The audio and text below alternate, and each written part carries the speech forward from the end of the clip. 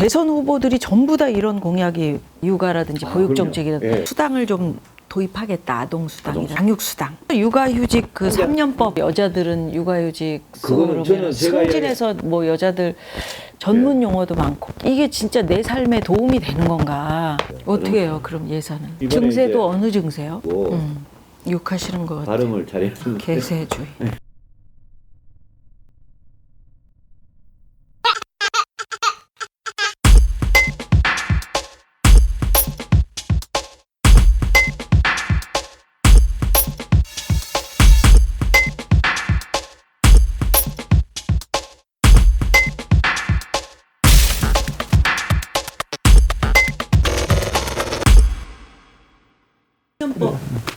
그걸 얘기를 하시는 육아휴직 3년 그걸 이야기했죠.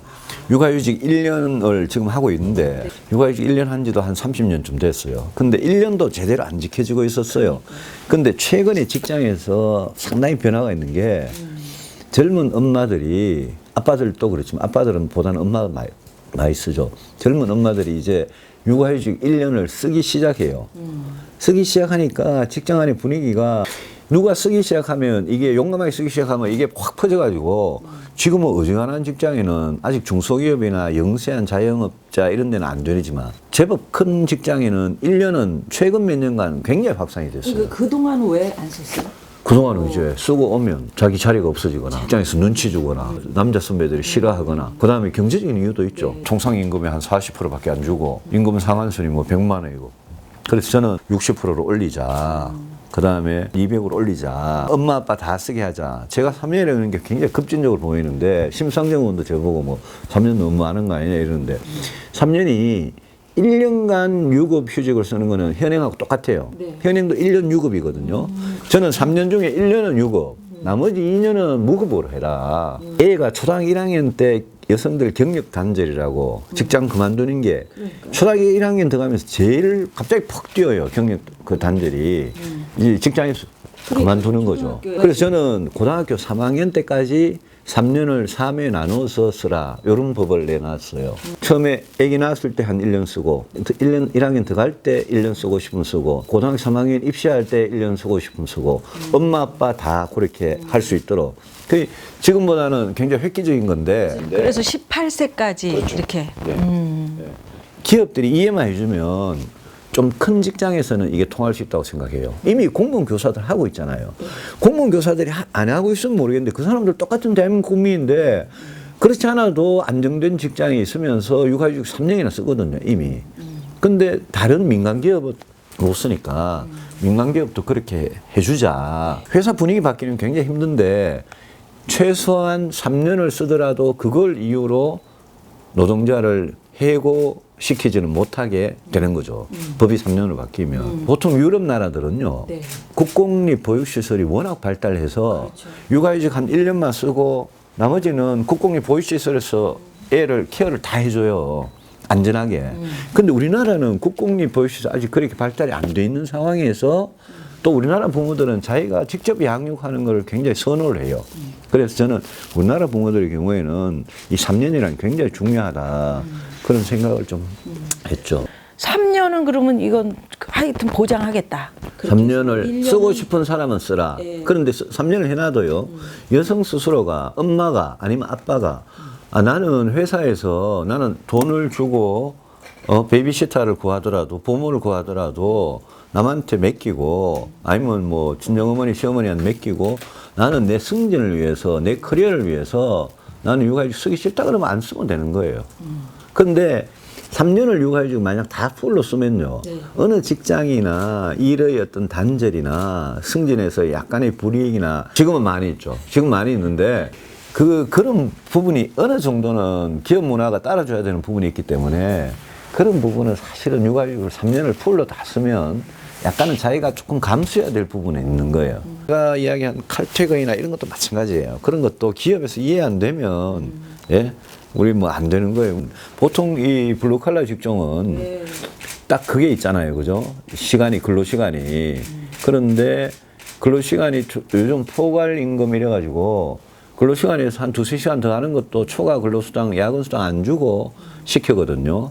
제가 칼퇴근이라는 것도 딱 이렇게 6시 같으면 우리 기업은행 같은 데 가면 최근 PC 오프제 이래가지고 다시 만들면 이 30분 후에 노트북, 이 데스크톱 컴퓨터 꺼집니다라고 사인이 딱 들어오고 야근하고 싶으면 그때 딱 신청해야 되고 그때부터는 카운트가 정확하게 되고 야근 안 한 사람은 10시 되면 더 일하고 싶어도 일을 못 하도록 컴퓨터가 꺼져버려요. 그 PC 오프제인데 그런 식으로 우리나라 기업들도 바뀌고 있어요. 기업은행 같은 경우는 한 8년 전부터 그걸 했대요. 그 현장에 제가 가봤는데 그래서 이게요. 대기업, 공기업, 은행, 금융기관 이런 데는 이게 빨리 바뀔 수 있고 돌발 노동이나 그런 거잖아요. 퇴근 시간 후에도 전화 찍찍하고 카톡하고 문자하고 이래가지고 일 시키고 그거 빠릿빠릿하게 금방금방 잘하는 사람이 예? 직장에서 일 잘하는 사람으로 통하고 토요일 일요일 나와서도 요즘 뭐 제 직원들도 토요일 일요일 다 나옵니다만 아니 그래서 거기서 제가 궁금한 거는 돌발 노동 카톡으로 업무 지시를 해도 시간 체크를 하겠다 하신 거잖아요. 그럼. SNS로 올려도 당연하죠. 그때부터 시간 체크. 그러니까 비용이 똑같아지는 거예요. 그렇죠. 그거는 노동으로 근로로 다 쳐가지고 1.5 곱해가지고 야근 수당을 다 줘요. 그거는요. 우리나라 사람들은 그런 이야기 하면 뭐 무슨 딴 세상 이야기 하나 그러는데요. 프랑스 같은 나라는 아예 돌발 노동 금지예요. 아예 금지고요. 독일 같은 나라는 1.5 그걸 곱해가 야근 수당이죠. 그리고 오버타임 차지, OT라 그거 다 주도록 법으로 돼 있고 안 주면 큰일 나요. 우리도 이제 그런 식으로 나갈 필요는 있는데 제보고 이제 그런 공약에 대해서 자꾸 비현실적이라고 이야기하는 분들은 이제 주로 중소기업 이야기를 많이 해요. 근데 그건 제가 그 현실을 아는데 저출산 문제라는 게 이게 하도 심각해가지고 지난 한 11년 정도에 100조 원을 썼는데 합계 출산율이 1.2에서 꼼짝을 안 하고 그대로 있어요.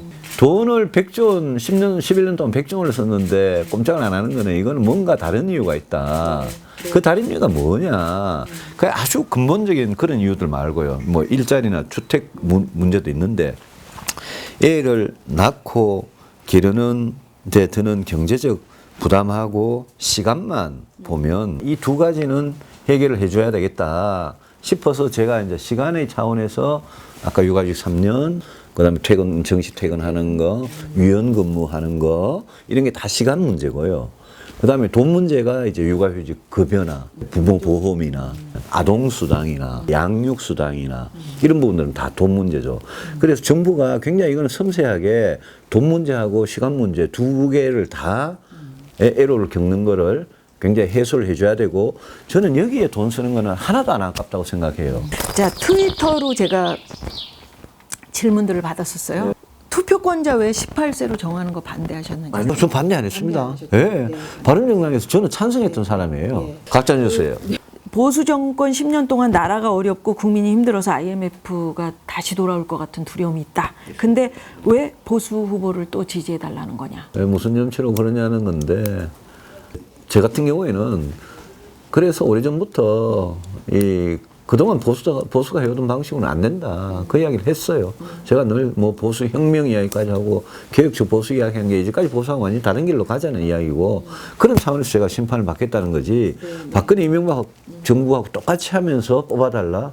네, 그런 건 아닙니다. 원조 친박이신데 예전부터 최순실 씨나 뭐 정윤회 씨나 이런 분들에 대해서 난 몰랐다. 그게 진짜로 몰랐나? 최순실은 진짜 모르죠. 진짜요? 예, 최순실을 어떻게 알아요? 그 옆에 뭐 가까운 사람들도 몰랐다는데. 근데 저는 제가 원조 친박이라는 게 2004년, 5년 이때예요. 이때고 그때는 정윤회라는 사람이 박근혜 당시 한나라당 대표 여기 내 방 같으면 여기 있는 보좌관이었어요. 정윤회가. 그러면서 이제 제가 그 대표가 되고 나니까 그리고 제가 비서실장하고 이럴 때는 저만큼 무섭게 하는 사람은 없습니다. 그래서 3인방은 요즘도 저에 대해서 굉장히 무서워해요. 예, 저는 진짜 엄하게 했어요. 저는 뭐 청와대 비서실장들도 그 친구들한테 굉장히 엄하게 했어야 된다라고 생각하는데 그 3인방이 대통령의 일에 귀를 딱 잡고 있거든. 그 소위 말하는 문고리 권력이죠. 근데 이제 그 뒤에 그때도 그럼 그 뒤에도 최순실이가 있지 않았느냐? 예? 에이, 그거는 그때 그렇게 생각하는 사람 아무도 없어요. 정윤회가 있었다. 이런 루머는 있었는데 진짜 몰랐나. 정윤회하고 최순실이 부부 사이라는 거는 알만한 사람 다 알았죠. 그때도. 근데 정윤회가 역할을 한 줄 알았지 최순실이가 역할을 한다? 이렇게는 상상을 못 했어요.